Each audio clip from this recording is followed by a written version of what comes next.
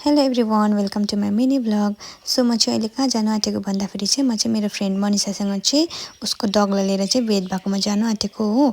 उसको डगलाई चाहिँ बिहानै अर्को कुरोहरूले चाहिँ टोकेछ नि त, अनि त्यही भएर चाहिँ ऊ चाहिँ मलाई लिनु आएको भेट भएकोमा जानु भनेर साथी। अनि अब चाहिँ हामी यहाँ हाम्रो घरबाट निस्क्यो, अनि अब चाहिँ उसको घरमा गएर चाहिँ उसको डगलाई लिएर जाने हो भेट भएकोमा।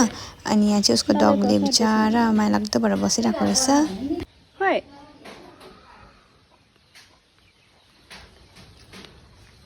नि फुच्चीलाई त किर्नाम नाकमै बसेछ। यिनीहरूले स्याहार्दैन त के।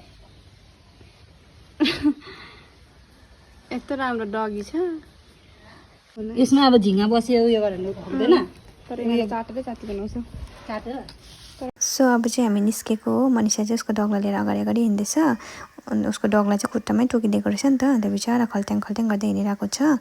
अनि हामी चाहिँ यहाँबाट निस्केर चाहिँ फाइनली हस्पिटल पुग्यो हो। अनि अब चाहिँ फुच्चीलाई चाहिँ डक्टर देखाएर चाहिँ मेडिसिनहरू लिने भनेर। अनि यहाँ आइपुग्दा चाहिँ एकजना आन्टीले मेरो पुकुली जस्तै डग लिएर बसिरहनु भएको रहेछ।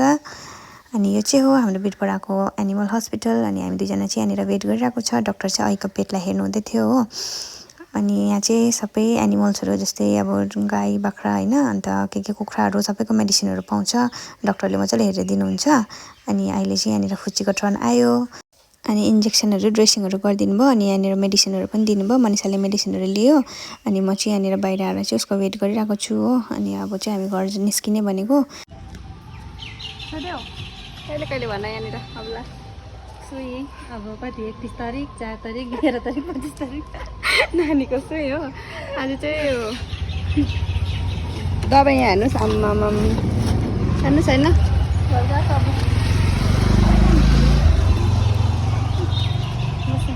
नेपालीले पनि आज गर्नु गर्यो टाइम।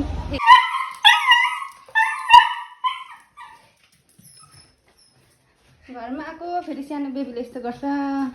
मेरो बाबु मम्माले छोडेर गयो हो। सानो भुचीलाई मम्माले छोडेर गयो नि त नि। आइज अनि ल बस बस।